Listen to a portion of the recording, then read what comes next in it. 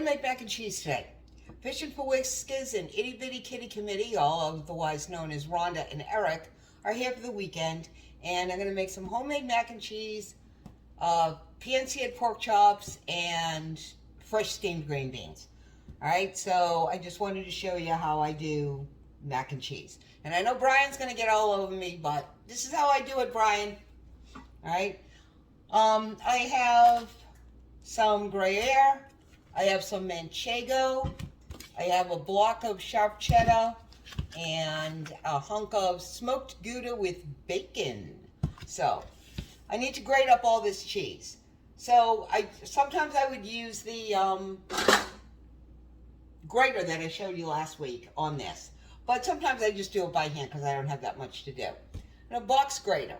So, if you take your box grater on the shred side and you spray it with cooking spray, your cheese will not stick to this. So, I'm just going to grate this all up. I have water on the stove so that I can cook the macaroni. And we're just going to keep going with this. Probably put in all the Gruyere, all of the Gouda, part of the Manchego, and about half the cheddar. And I will tell you why in a little while. But, see? Nothing sticks. So, let me finish grating this up, and then we will be back, and I will show you the rest of this procedure. Alright, so I'm just waiting for the water for the macaroni to come to a boil. And because I can't ever do anything the way it's supposed to be done, I use all kinds of different pastas. And today I'm using cavatappi. Love this stuff. It's a curly Q pasta, and all that cheese will hold in there and it'll get all nice and soft. But I have to make a cheese sauce, which is why I grated all this cheese. Alright, so the traditional way, proper way, right way, who cares? To do a cheese sauce is to make a bechamel and then put cheese. Yeah, now ain't nobody got time for that, okay? So, I told you, I cheat a lot. Campbell's cheddar cheese soup. I have 2 cans of the soup in here. I have 2 cans of milk in here. I've heated it up, and I'm going to start adding this cheese in here, and I'm just going to keep stirring it. If it gets too thick, I'll just add some more milk. I have no problem with using things that make my life easier and to help me, I don't know what the word I want is, move this process along in a timely manner. All right, let me get the milk in case I need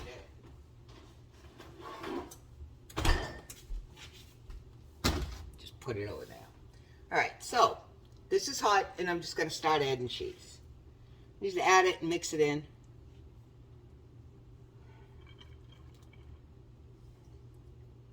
And I did end up using all of that Manchego. Boy, did that stuff taste good. So we're going to see what that's like. And you can use whatever cheese you want, as long as it's a fairly soft cheese to start with. It melts better. I mean, you can absolutely use, add Parmesan or Asiago or Pecorino, but, those are hard cheeses, and they need to be finely grated before you add them into this. Soft cheeses you can just shred, and as long as you stir them into the proper temperature, then they will melt for you and turn into a nice sauce. Alright, this is boiling. So, salt. Pasta water should be as salty as the ocean. Don't be afraid. It's what flavors your pasta.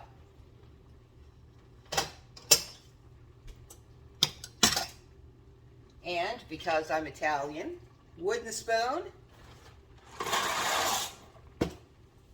and stir.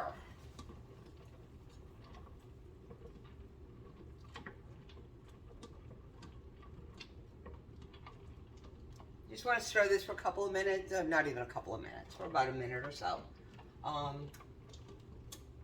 So that it doesn't glue together into a bigger lump before it starts cooking.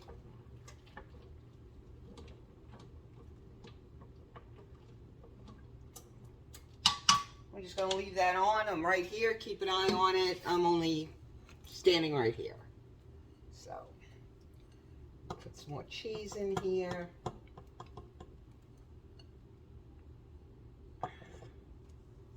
And I'm telling you, that bacon Gouda, my God, I can smell it already.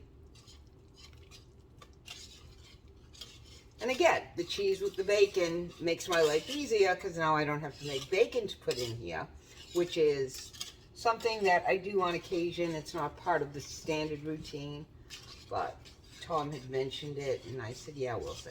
And then I bought bacon Gouda, so I don't have to do it.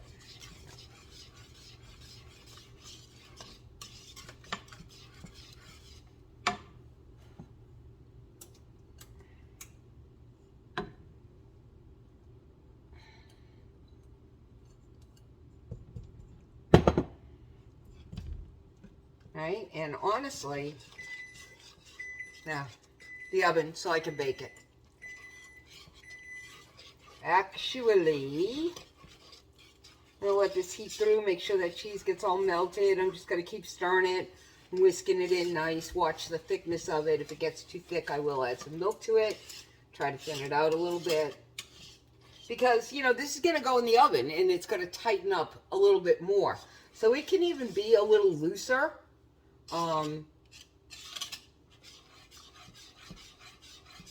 So that it doesn't dry out when it gets into the oven. And this macaroni is going to soak up some of it. So, you know, it's just a matter of walking the line, trying to figure out what's the perfect consistency. So, anyway, I have this stove on 2. You don't want to burn this. It's just milk and cheese, and you don't really want to scorch it into the bottom of your pan, or else everything will taste nasty. This is starting to boil again, so another stir. And of course you want to cook this just under al dente, okay? Because you're going to put it in the oven. And if you cook it till it's done, when you put it in the oven, you're going to overcook it and it's going to be mushy. So, I do this by taste, so I don't know. So the directions say, da-da-da-da-da, the full box, and it doesn't tell, here it is. 8 minutes for al dente. All right, whatever.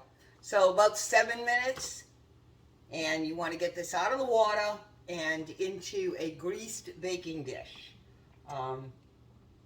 Because then you can pour the sauce on top of it, and then you can mix it in the pan, and then it can go in the oven. But, so, we've got about 8 minutes for that. I'm going to watch this, and I think I am going to add a little more milk to this, and get that all going. And, Brian, just to let you know, no, I'm not going to try mustard on this. I want to do that, but Tom just, like, looked at me like I don't know, committed the greatest sin in the food industry in the world. So, this time I'm not going to use the mustard, but I will do one with the mustard. But, so, anyway, that's what this looks like. And I am going to thin it out a little bit, add a little bit more milk into it, and then when this is all done, when the macaroni is done, we will come back and put it all together. Okay, so I guess I didn't hit the button right, and I didn't turn the camera on. All right, the macaroni took 7 minutes, and it was perfectly, underdone so that it can go in the oven. And I put a good measure of black pepper in this cheese sauce, because with the richness of the cheese, and cheese can be salty, you need to counteract that. So I added a good, 3-4 tablespoons of black pepper into this whole pot of sauce. And I put it all in here because you want this to be creamy. It's going to go in the oven. It's going to bake. You don't want it dry. It's supposed to be firm but not dry. All right. So now that I've caught you up with what I've done, let me get some water in this so it doesn't stick.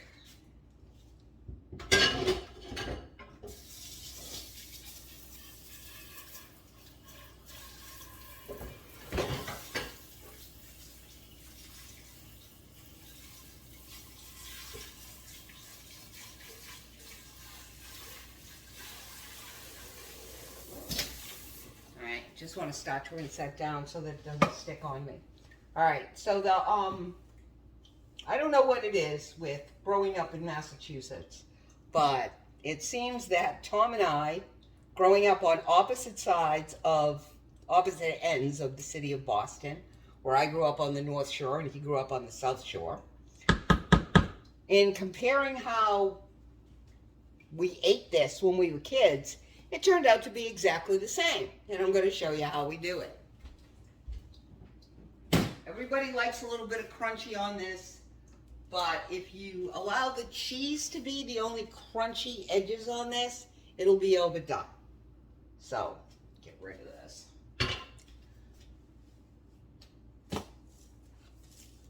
My mother and his mother, panko, well, breadcrumbs, but I use the panko ones, all right? Both of our parents use just the regular breadcrumbs, but these are crispier, so.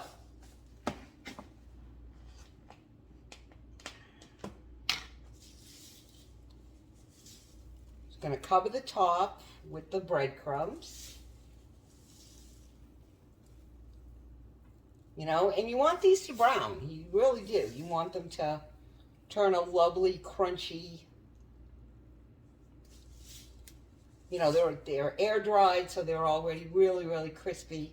You don't want to lose that. You want them to toast. You don't want them to burn. All right, so here's my little trick. Back to the cooking spray. All right, this is made with canola oil. All right, I'm going to spray these.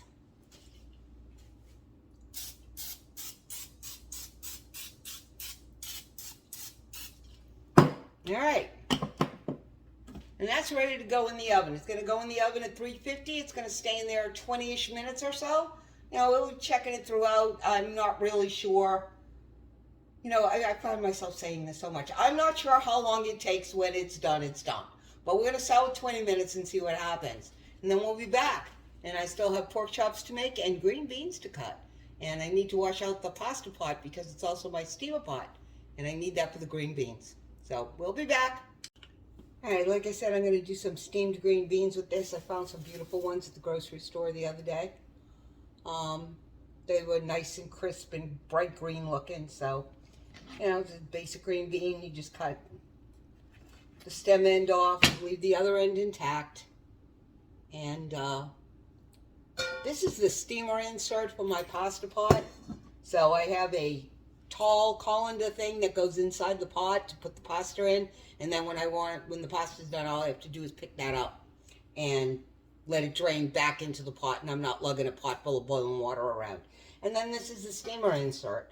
So I can put a couple of inches of water in the bottom of the pot, put this on top, and I can steam whatever. And I usually use it for green beans and broccoli and things like that. I also did my lobster tails when I made lobster rolls for Tom. You know, this will hold like 4 lobster tails, and I can just steam them, and I don't have to worry about the water hitting the lobster tails, which is a no-no. So we're just going to get this done. I'm going to put this all together. They're out fishing right now, and since this doesn't take very long, I probably will wait until they come back before I start cooking. But I've also got some beautiful pork chops that I'm going to do, and a pan-sear with just got salt, pepper, and rub seasoning and apple juice that they're marinating in right now. And then we'll be back to put that all together. So I just wanted to show off my pasta pot. All right, there it is. It took about 30 minutes in the oven. And you can see how those breadcrumbs browned all over. And they'll be all crispy edges the way Tom likes it. And by the time I got the camera turned on, but it was all bubbling. It's not dry. It's nice and creamy. And when they come in for dinner, we'll see if they'll do a live taste test for you. But that's it, mac and cheese.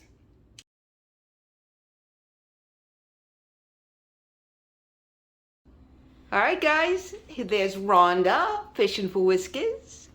There's Itty Bitty Kitty Committee. His name is actually Eric. And of course, there's LG Bass.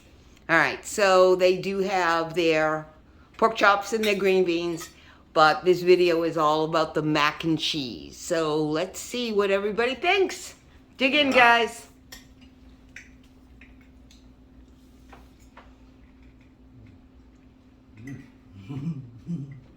Yep. Okay, not a lot of words, a lot of nodding. This is a good thing. It's delicious. Look, Michelle talked, so I took a chance to take another bite. That was good. That was really You good. can taste that, the smoked gouda and the bacon really well. Mm-hmm. Oh, yeah. Yep, it's It was delicious. wonderful. Then I tried Superb. a new cheese in there for you, Owens, the Manchego, which is a sheep's milk from Spain. But it was there, so I got it, and that I thought that was really good because I ate half of it. But yeah, It's Oh. delicious. It is. Oh my gosh. Yep. okay. It's my so, new favorite. yeah. So it's. I'm gonna drag you back over here again. All right, so that's what it looks like when it's done. Now it's been sitting for a while because they were out fishing, but it's not dry. It's creamy. You can see it on Eric's plate how creamy that all is right there. You know? And I was telling them, Tom, about the breadcrumb crunchy top that you and I grew up with. So, Yep. you know, so that was, Yep. and how weird it was that we grew up on opposite ends of Boston. And yes, exact same thing. Yeah. So, But but, we weren't that far apart. We're only about 30 miles apart. yeah, but we're on opposite ends. Yeah. Like I grew up on the North Shore, and you didn't. So, you know. Ain't my fault. Okay, Rhonda's choking on her food now because I said that. Trying to kill the girl? Yeah. No, I am. I'm just trying to give her a real look at what life here is like. So, all right. So this is a keeper. We did this one again. Yes. All right. Yep, All absolutely. right. And you guys don't know how happy we are to have you here for our second visit. This is beyond cool. You don't know how happy we are to And be here. are we going to have dessert? Have you discussed that? We are going to have dessert, and I haven't said anything, but, you know, they don't want to hear that because it's another ice cream. But I'll take a picture. All right. Thanks, guys. Bye. See ya.